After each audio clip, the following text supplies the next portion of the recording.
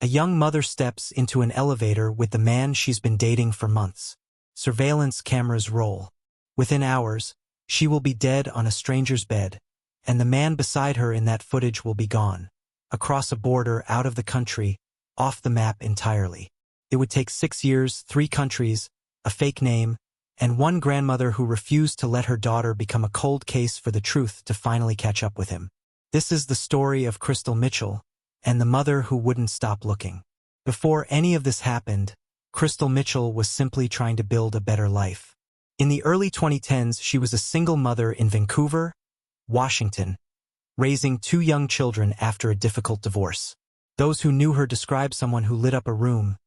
Funny, warm, endlessly generous, the kind of person who would notice if you were cold and hand you her own jacket without a second thought. She decided that a fresh start meant a new city, and she chose Phoenix, Arizona, over 1,000 miles from the only home she and her mother, Josephine, had ever known. It wasn't an easy decision. Krystal wanted her mother to know she could stand on her own 2 feet, and Josephine, though her heart ached at the distance, was proud of her daughter for taking that leap. In Phoenix, Krystal rebuilt her life from scratch. She found steady work as a property manager, made new friends, and settled into a rhythm that suited her. Every year, she sent her children back to Washington for a stretch of the summer so they could stay close to their grandmother. It was during one of those visits, in the summer of 2016, that everything changed. Krystal called Josephine to let her know she'd be taking a quick weekend trip to San Diego with a man she'd recently started seeing, a former Marine and bodybuilder named Raymond McLeod. It was meant to be nothing more than a getaway. Neither of them could have known it would be the last conversation they'd ever have. The next morning, Josephine texted her daughter and got nothing back. At first, she told herself it was nothing. Maybe Krystal was busy, maybe her phone had died. But as the hours passed, that reasonable explanation curdled into something closer to dread. Josephine has described that sick, hollow feeling any parent will recognize. The sense that something is deeply wrong long before there's any proof of it. When her phone finally rang and she saw a San Diego area code on the screen, she says she simply knew. She couldn't bring herself to answer. She handed the phone to her husband instead, because some part of her understood that once those words were spoken out loud, there would be no taking them back.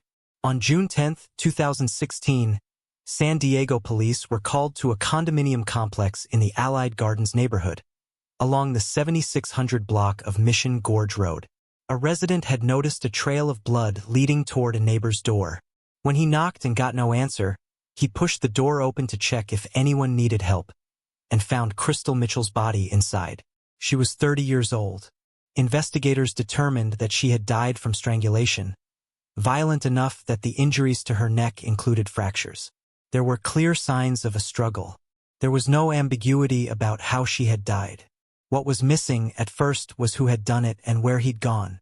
Detectives worked the scene for any lead they could find, but oddly, the strongest clue wasn't something they discovered. It was something that wasn't there. Krystal's boyfriend, Raymond McLeod, had vanished. His absence was the loudest piece of evidence in the entire case. Investigators eventually traced Krystal's car to the parking structure at San Diego International Airport, abandoned. McLeod, meanwhile, was already gone, having reportedly rented a vehicle and driven south, crossing into Mexico before police even had his name attached to a warrant. As investigators dug into McLeod's background, a troubling pattern began to surface. According to authorities, he had a prior conviction for domestic violence involving a former wife in Phoenix, and at the time of Krystal's death, he was also facing a pending charge out of Riverside County, California, accused of attempting to strangle another former partner. Detectives have said that as the investigation progressed, they came to believe no one else could have been responsible for what happened to Krystal. It's important to note that Raymond McLeod has never been convicted in Krystal's death. The case has moved through preliminary hearings, delays, and legal disputes for years, and as of this recording, it remains a pending criminal matter in San Diego County. McLeod's defense has argued that her death was a tragic accident that occurred during consensual rough sex, a claim prosecutors have strongly disputed, pointing to surveillance footage from the night before showing McLeod's hands around Krystal's throat, and to his history with other women. Both sides have presented their arguments in court, and it will ultimately be up to a jury to decide the truth. For Josephine, none of that legal back and forth mattered on the day she learned her daughter was gone. All she knew was that the man Krystal had left with was nowhere to be found, and nobody could tell her when, or if, he'd ever be caught. In the days that followed, Josephine had to hold two impossible truths at once. She was a grieving mother, gutted by a loss no parent should have to survive. And she was also, suddenly, the primary source of stability for two young grandchildren who didn't yet understand that their mother was never coming home. Before Krystal had put her kids on that final flight to Washington, she'd taken them to a build-your-own teddy bear shop and recorded a message inside a stuffed animal for each of them. A small, ordinary act of love that would become one of the last things they had of her. Josephine leaned on that. She told her grandchildren that their mother was strong, that she loved them fiercely, and that she would always be part of their lives, even from somewhere they couldn't see. Only after the funeral did Josephine sit the children down and tell them, as gently as she could, that their mother had died. What made Josephine different from most grieving parents was the life she'd lived before any of this happened. Long before she was anyone's grandmother, Josephine Wenzel had been a police detective on the island of Guam, with years of investigative experience behind her. She understood how cases were built, how evidence was gathered, how fugitives thought and moved. And as weeks turned into months with no sign of McLeod, that dormant instinct began to stir again. Law enforcement was doing what it could, but a single missing suspect can slip through enormous cracks once he crosses an international border, and Josephine grew convinced that if she waited passively for updates, her daughter's case might simply stall out. So she decided to become an investigator again. Not officially, not with a badge, but with everything else she had. She began waking before dawn, sometimes as early as 3 in the morning, to comb through the internet before her grandchildren woke up for school. She scoured forums, social media posts, blogs, anything that might mention an American man matching McLeod's description in Mexico or Central America. She has described the process as searching for a single needle across an entire continent's worth of haystacks, reaching out to strangers online, asking the same question over and over. Have you seen this man? Somewhere along the way, she taught herself about a technique called geofencing, a method of narrowing location data within a specific digital area, more commonly associated with law enforcement and federal investigators than with a private citizen working from her kitchen table. Exactly how she gained access to that kind of tool has never been fully explained publicly, but she has said it became one of her most useful resources in narrowing down where McLeod might be hiding. One of her early breaks came from an unlikely source, a travel blog written by someone who had encountered a heavily tattooed American man in Guatemala, a former Marine who fit McLeod's profile almost exactly, described as unstable and prone to aggressive behavior around women. It was enough to convince Josephine she was on the right trail. Not long after, she found a video posted to social media showing a muscular man dancing at what appeared to be a nightclub.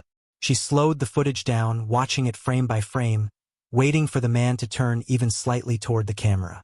When he finally did, for just a fraction of a second, she recognized him immediately. She alerted the U.S. Marshal Service, who moved quickly to organize a capture attempt in Guatemala. It didn't succeed. McLeod had already moved on by the time authorities arrived, and Josephine would later learn that someone had likely tipped him off that people were closing in. That failure devastated her, but it didn't stop her. If anything, it hardened her resolve. Josephine began speaking publicly, first to local reporters, then to true crime podcasts, television programs, and eventually national outlets like America's Most Wanted. She understood that publicity was a weapon she could use even without a badge, and every interview she gave was another version of the same message aimed directly at Raymond McLeod. She was not going away, and she was not going to stop looking for him. She also used her growing platform to keep pressure on the investigation itself, sharing every credible tip she came across with the authorities and pushing back publicly against anyone who seemed to be helping McLeod stay hidden.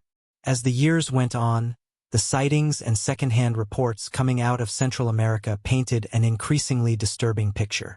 According to accounts Josephine received, McLeod had cycled through relationships with several women during his time on the run, and in at least one case, neighbors reported hearing a woman being beaten so severely they couldn't understand how she survived it.